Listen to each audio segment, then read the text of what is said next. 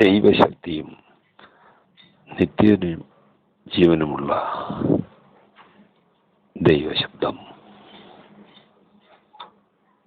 ഭൂമിയിലെ ജലവുമായി പ്രതിപ്രവർത്തിച്ച് ജലത്തിൽ നിന്നും ഒരു മനുഷ്യരൂപം ഉരുത്തിരിഞ്ഞു വന്നു.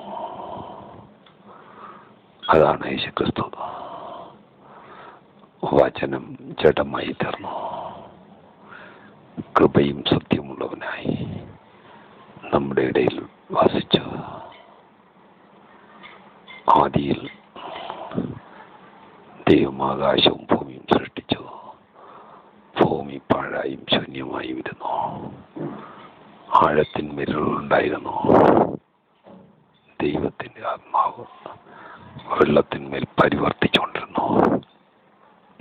വെളിച്ചമുണ്ടാകട്ടെ, ദൈവം കൽപ്പിച്ചു. വെളിച്ചമുണ്ടായി. ദൈവം വെളിച്ചമായി ജലത്തിൽ നിന്നും പുറത്തു വന്നു. ഒന്നാം ദിവസം ആ ദൈവം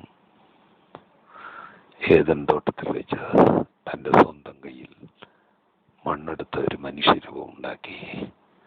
തൻ്റെ സ്വരൂപത്തിലും സാദൃശ്യത്തിലും ആ മൺരൂപത്തിലേക്ക് തൻ്റെ ഉള്ളിൽ നിന്നും ജീവാത്മാക്കളെ പകർന്ന് തൻ്റെ ഉള്ളിൽ താൻ സൂക്ഷിച്ചിരുന്നതായ ഒരാത്മസമൂഹത്തെ അതിലേക്ക് പകർന്ന് ആ മൺകൂടാരം ജീവനുള്ള ദേഹമായി തീർന്നു. ദൈവം ഒരുത്തിൽ നിന്നും സകലരെയും സൃഷ്ടിച്ചുവെന്ന് തിരുവചനം രേഖപ്പെടുത്തിയിരിക്കുന്നു. അങ്ങനെ മനുഷ്യനെ ദൈവം സൃഷ്ടിച്ചപ്പോൾ